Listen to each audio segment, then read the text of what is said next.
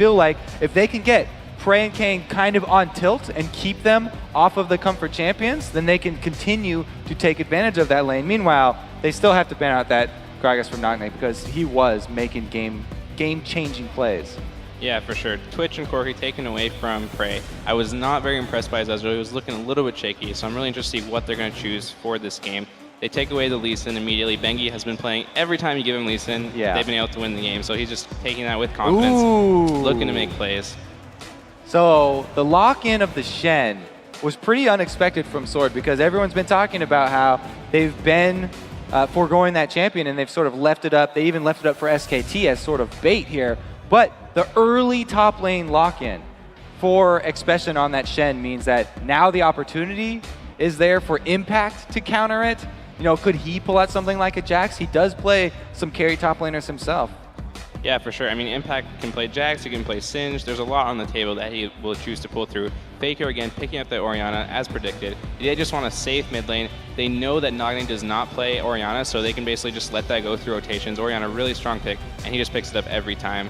Hovering over the Akali, I would be so happy to see that, but I'm not sure if that's going to be what's going to be picked here. He could return back to his Ahri that he's so comfortable with, but it looks like they don't want to do that.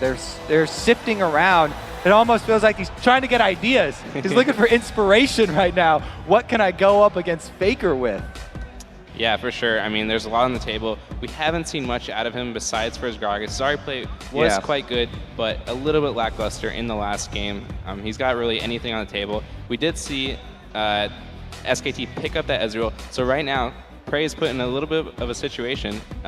He may go for that Vayne. We've seen Piglet use that to great success in the past few games. So let's see if they're going to try to take that away from them as well. Now, locking in the Nocturne, that's not a mid lock-in. Oh, they last minute switch it up. Does go with the comfort champion there. Very comfortable on the Ahri, though it's going to be hard going up against Faker's Orianna. I was going to talk about the Nocturne, though. Locking that in from the jungle, that itself puts pressure on mid lane because him diving in with Ahri, that's a very, very scary gank to try and avoid, even for Orianna. Nocturne coming out at level 6 as soon as he has his ultimate, that's very high kill potential. Yeah, for sure. I mean, in the past few games, we've seen SKT take home. They've been able to put Orianna mid and just rely on his consistency to clear waves and just keep Nagne at bay. But in this matchup, we have Nocturne and Shen coming out for Najin's sword, so they have a lot of global pressure. They have a lot of dive potential. They could even make 3-man plays on the mid lane and just try to push down that mid turret. Jax has been locked in, so that is actually Expression's signature counterpick to the Shen, and now we are seeing it actually being used against him. So the student may indeed surpass the master here. We'll see how that goes. This is almost like throwing down that gauntlet in this matchup. Whenever he come back with the exact same but switch champions, have to see if Expression can actually come out ahead this way too, then he gets huge bragging rights up in that top lane. Yeah, no doubt. I'm really happy to see the Zyra last pick for SKT. Zyra, Ezreal, really strong lane, and against the team comp of Najin's sword, they have Shen and Nocturne and Ahri, 3 champions that are going to be wanting to dive into your backline and just create as much disruption as possible. And the Zyra just being able to throw out her ult, throw out her E is just going to make that very hard for them.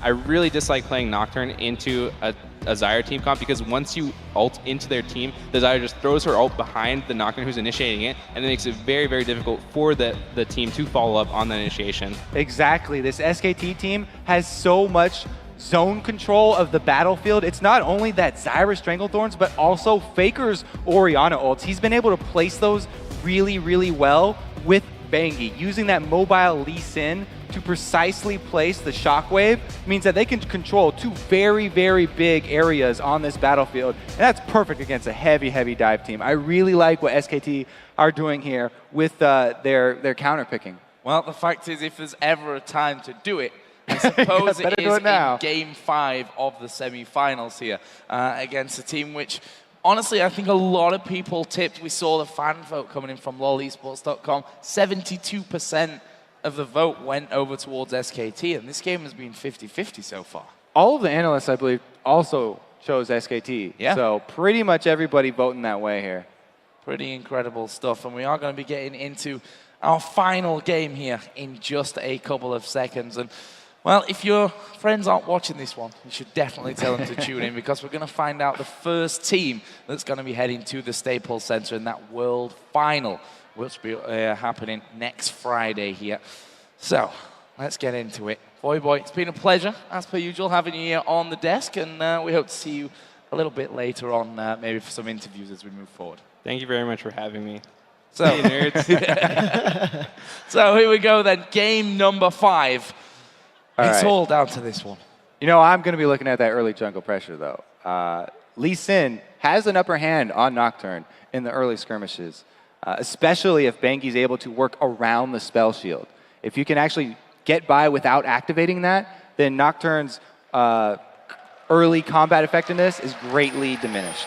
So here we go then, we're in game. The winner of this match will be going on to the Staples Center. Who's it gonna be? Quick shot, I'm not asking you to predict it just yet, because after what we've seen, this could be anyone's. Well, I'm definitely excited to see how this Nocturne and Caitlyn perform in the matchup, because as it stands, this is the first time we've seen both of them in the semi-final series. It's also the first time we're seeing Impact playing Jax. So a lot of new champions in this game. Also Expression, first time on Shen in the series. So definitely trading a lot of champions. And for the first time in a while, we also see another defensive start here. Neither team willing to invade. And after SKT gave up first blood in the previous game, you can understand their hesitation here.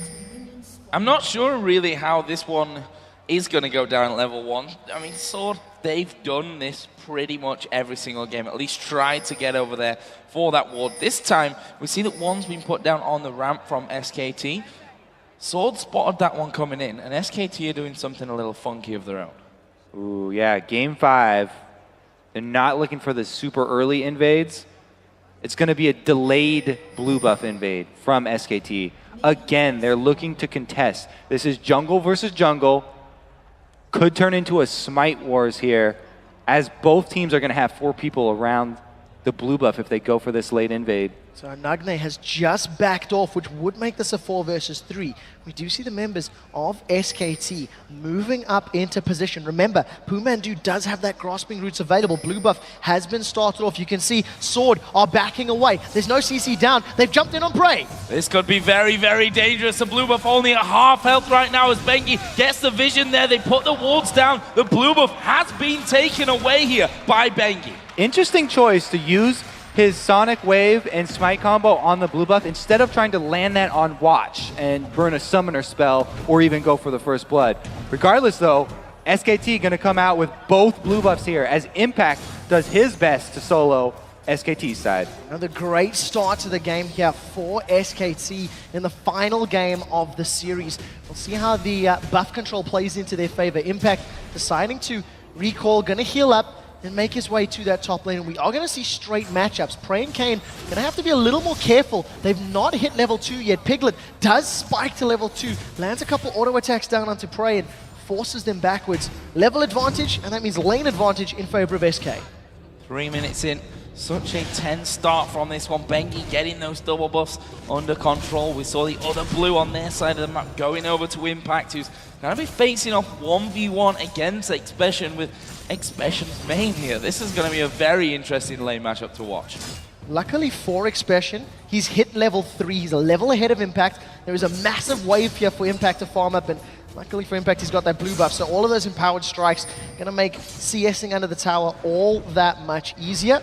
You do see Expression backing away. He doesn't have any wards, so got to play a little bit careful if he does stay overextended. Prey and Kane now sitting on this bottom lane. They're keeping up in CS, but once again, they are pushed defensively back to their tower. And look at this roam from Expression. He's trying to make a play. Because Jax did not go to lane and went for the blue buff, it frees up Expression to push his lane. He's been spotted by Bengi.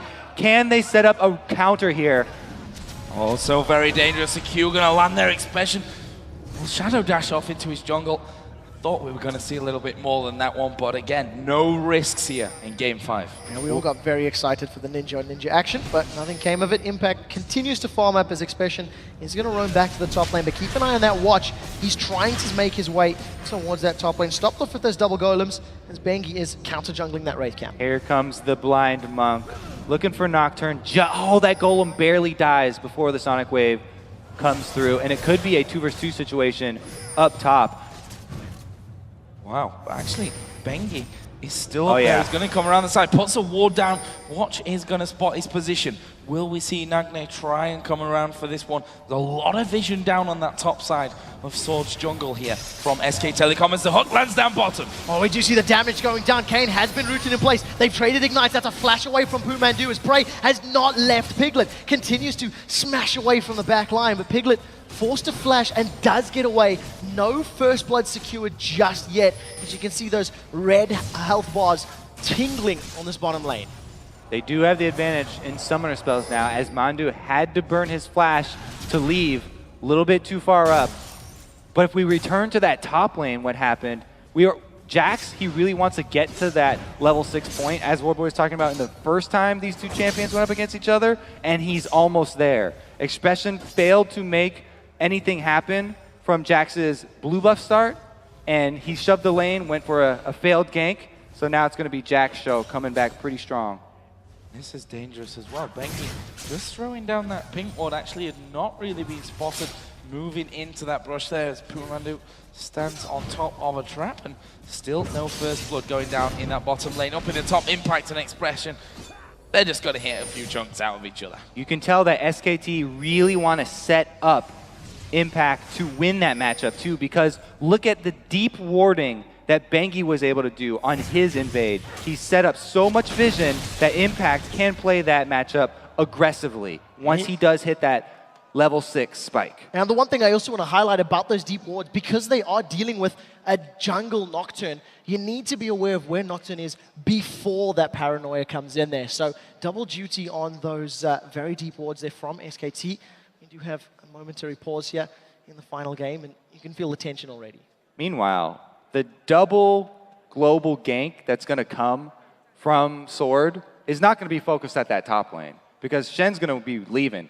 They want to use the Stand United comboed with the Paranoia from Nocturne to turn around either bottom or mid lane. So that's really where the pressure is going to be on for SKT. Where do you think, where's the most likely target for that one? Faker, we saw in the last game with Orion, shutting him down at this point would be a massive win for them, but the same can be said about that bottom lane as well. Exactly.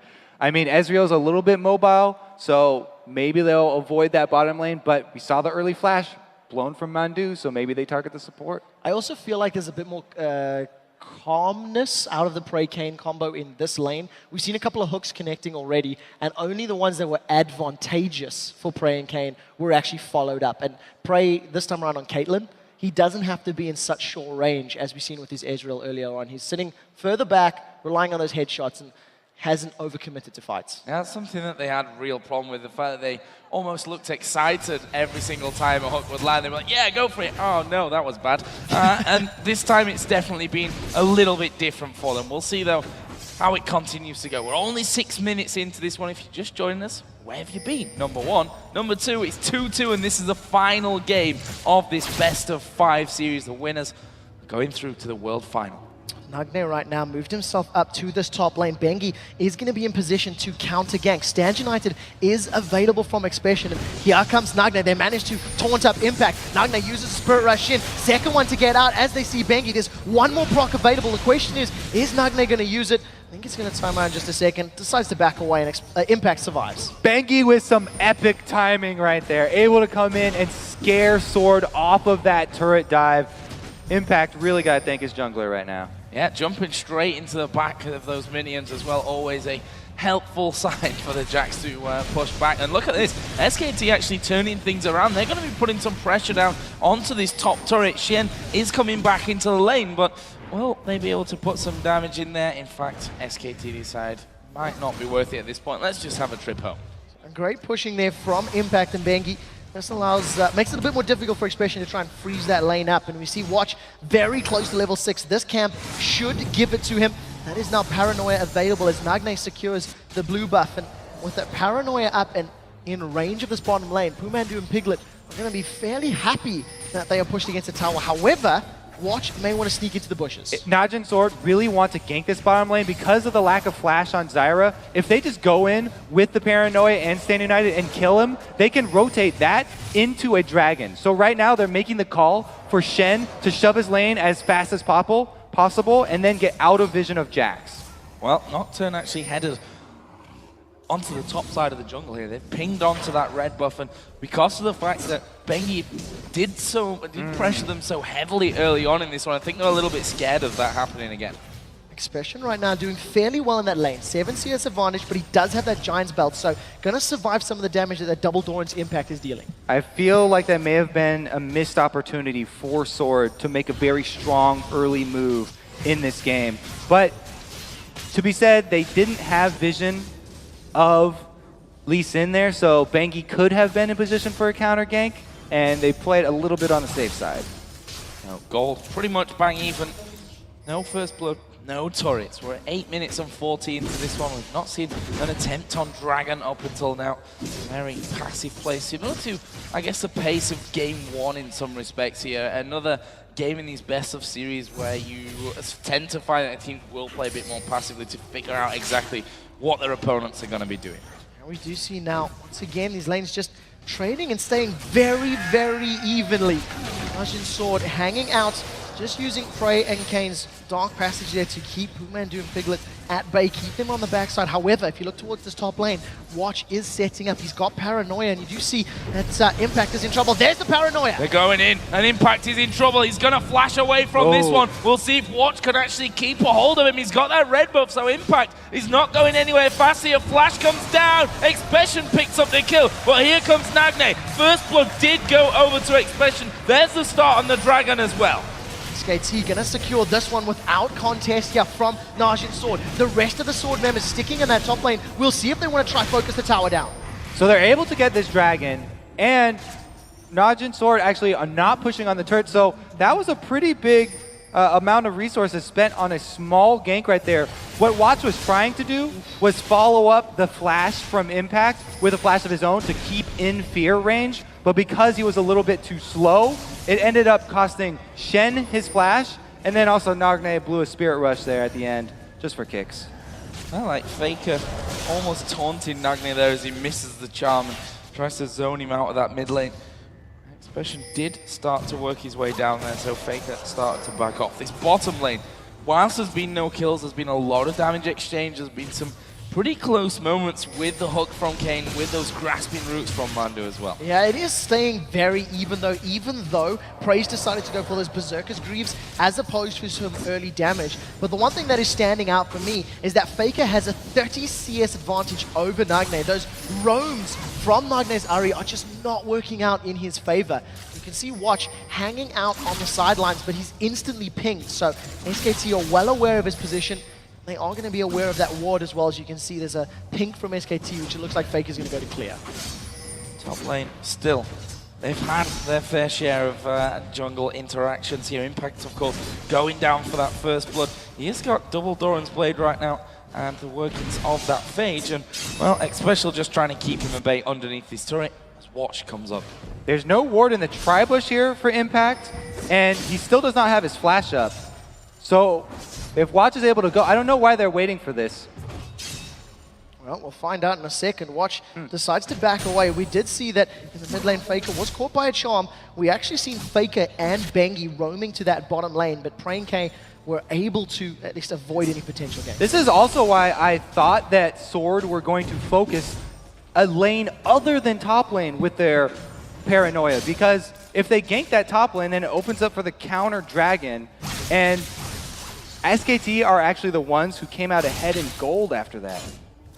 Faker is just racking up that CS here in mid. It's getting a little bit out of hand at this point. 40 CS close to, and will be here very shortly. Charlie's double Doran's Ring boots of speed for Faker on the other side. Nagne coming back into lane here with that needlessly large rod, plus a couple of Doran's Rings of his own. Well, Expression still trying to hold on in the top lane. We've seen him trading fairly evenly earlier on, but now that Impact has got a couple more levels, has the ability to slam dunk with that ultimate of his. On every third attack, it is hitting hard. There are some attack pings there onto Faker, so Watch may want to lunge himself into this mid lane with Paranoia, but you can see how defensive Faker's playing. He's not running the risk of being caught out. He's playing very safely, happy to farm up. Sitting at 10 CS per minute right now, which is quite literally perfect. Nagne going to be starting off the blue. Going to get some help here from Watch, who's already thrown that smite down. No one really to challenge there. As in this, I said no one's there to challenge. True Shot Barrage comes across. Meanwhile, in this top lane, things could get interesting. Lee Sin is waiting inside of the brush. Expression coming one step closer. Bengi's biding his time.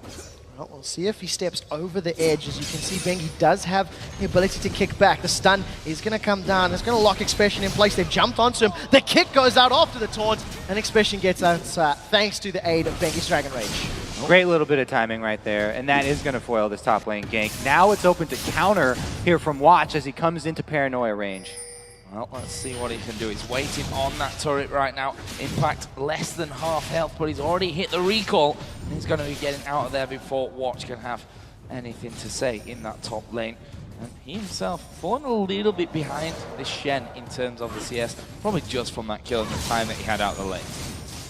Nagne once again trying to just even up the CS. He's still 40 behind, 35-40 CS behind Faken. Even though he's got that meaty large rod, he hasn't necessarily been a kill threat to SKT. We've seen him roaming twice. First gank failed, second time, Impact was dead by time Nagne got there. And he's really going to need to try and find some kills to make up this massive CS deficit. Praying Kane once again in this bottom lane trading damage. Now we see with that BF sword and longsword, Prey's got significantly more on-hit damage, but is less reliant on spells, which is where of course Ezreal is going to excel. This is one of those games that stays quiet for a good while and then all of a sudden just explodes with action. Part of that reason is that Bengi over here on Lee Sin does not have a lot of good lanes to go gank. That's also why he's built that Majid's Razor, so he can try and catch up in jungle farm and clear the jungle a bit faster. Because if he goes at any lane that's not Shen's lane, then Shen will join with Stand United. And any gank that he does pull off has the opportunity to be counter ganked from a long distance away by Nocturne. While we're talking about Nocturne, he's picked himself up the Elder Lizard. So very aggressive itemization there on that one. I also want to quickly remind you guys of how this series has played out.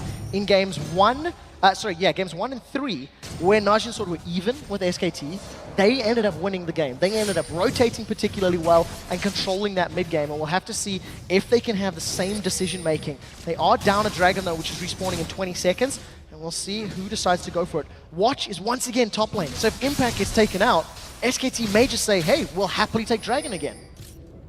And another thing we should point out that red side so far has been the lucky side for all of these teams. We are going to see Kane landing the hook here on towards Mandu. There's the box. Strangle Thorns come down. Mandu is going to die. It's Kane that picks up the kill. That's why Thresh has been banned so much against them. Kane making a play. Now Impact's in trouble. Paranoia goes out. He manages to leap. Fear Proc stays in distance, and Watch as well as Expression securing it. Now, Bengi and Faker into the mid lane. We do see Stand United comes down. Here comes Expression. The question is, can they stop anything? The tower's been saved. No kill secured yet. Kane looking for the hook. Not going to connect. Faker still alive. Now Najin's in trouble. He's got the shockwave still alive, and there is the shockwave coming down, but Faker so very low. Expression dies. Faker still alive. Protect comes in. Kane trying to get the kill. Kane does get the kill. Bengi will bring it back now.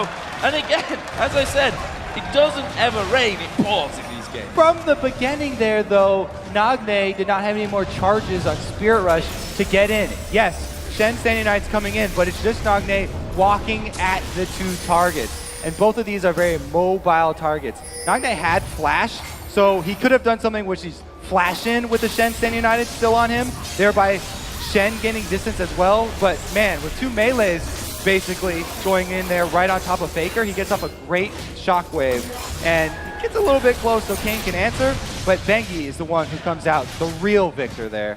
And after all of that, SKT secure themselves another dragon as well.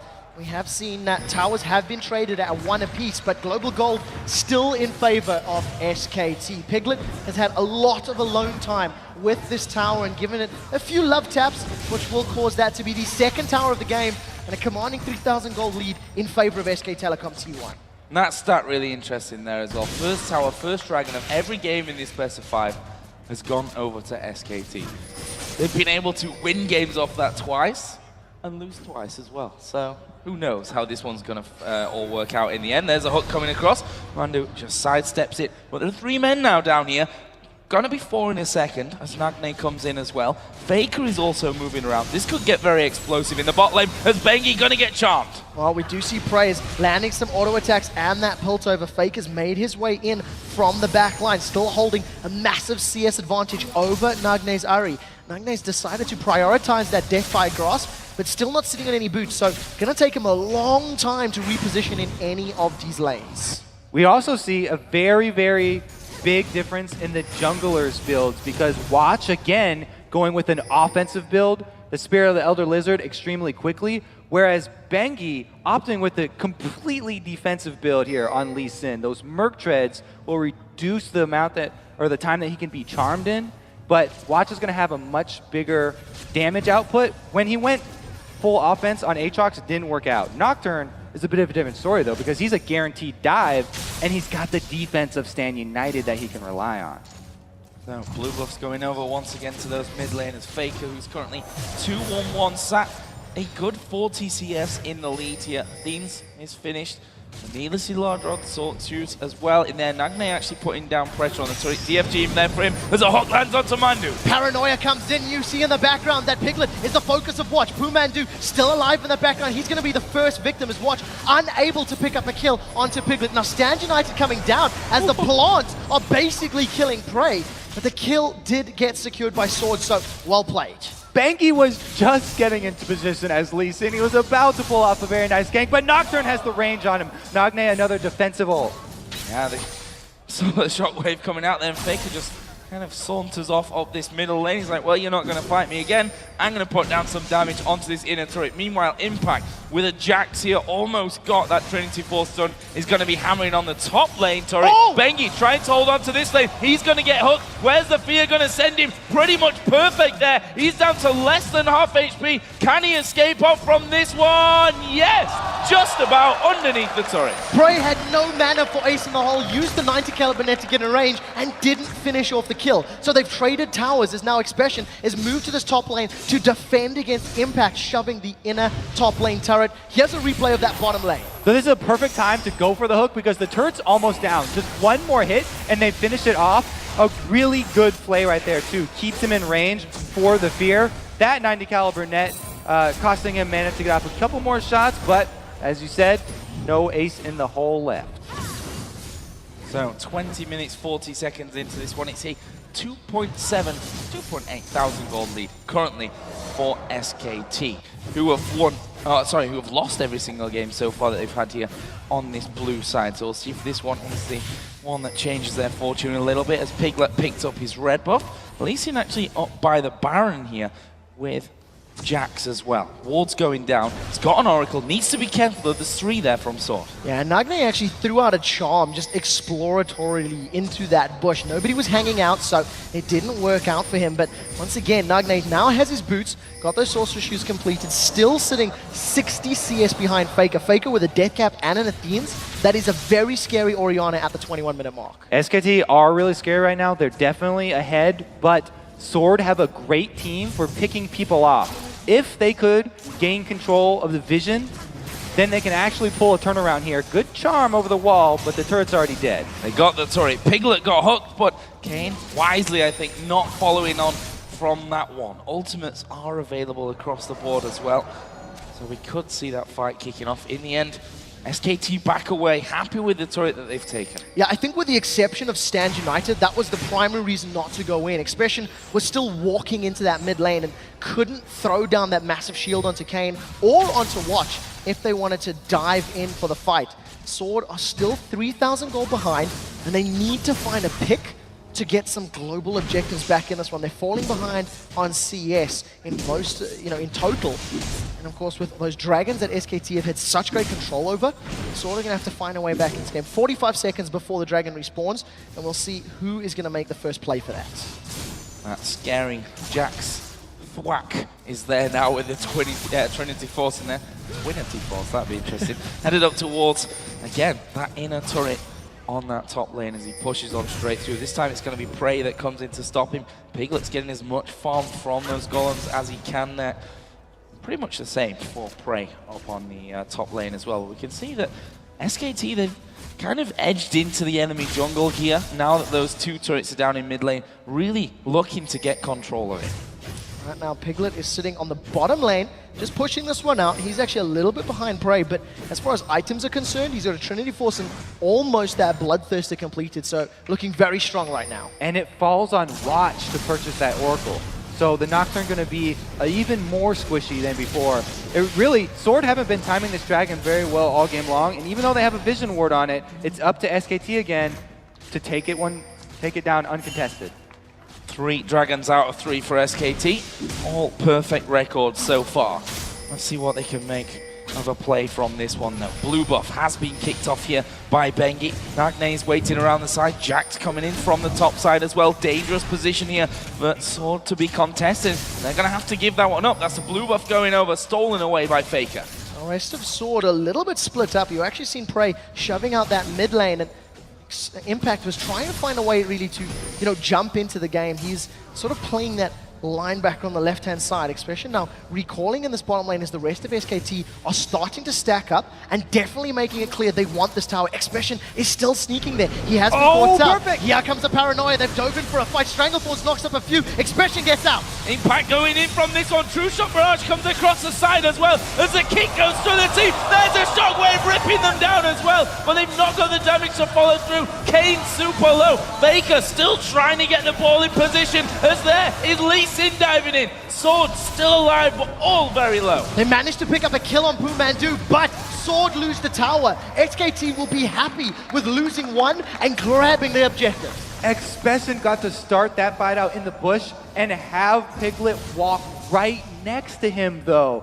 My goodness, it was a really good Stranglethorns by Mandu to stall that one out and force Sword to actually retreat from that fight using the Thresh Lantern, the Dark Passage to pull Expression back to his team. So, Prey back into farm mode here. Bloodthirster plus Zeal. He's moving up towards his Static Shiv at this point. Also got a pickaxe in there as well. Other side, Trinity Force, as I said before, for Piglet, plus that Bloodthirster added in there as well. Yeah, we actually see Expression securing himself a Phage as his third sort of item. He's got that Spectre's Cowl, got that Sunfire Cape completed, but looking to get some damage in there, arguably to try and deal with Impact as well and try to trade with him a little more evenly, because Impact is getting scarier and scarier. Even though he's only got two deaths to his name, finished Trinity Force, finished Cutlass, and a lot of global gold thanks to those towers and dragons.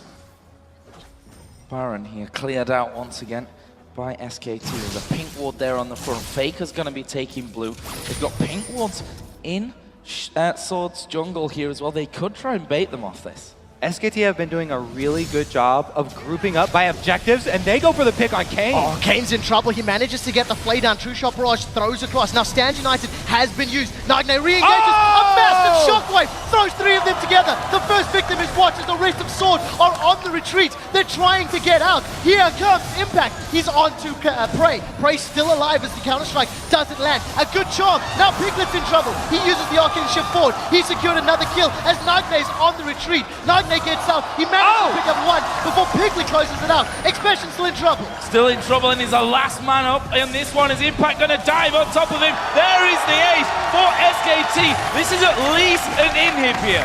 That Stand United on top of Nagne was a huge sign on top of his head that said, I'm going to Spirit Rush in towards you guys. And Faker, with a beautiful shockwave, that could be the game-changing play. They're trying to finish us on a Watch just gets shredded by the damage. The rest of SKT, they're on to the Nexus turrets. They're on to the Nexus. Ladies and gentlemen, SKT have done it. This is the victory here. This is the final for SK Telecom.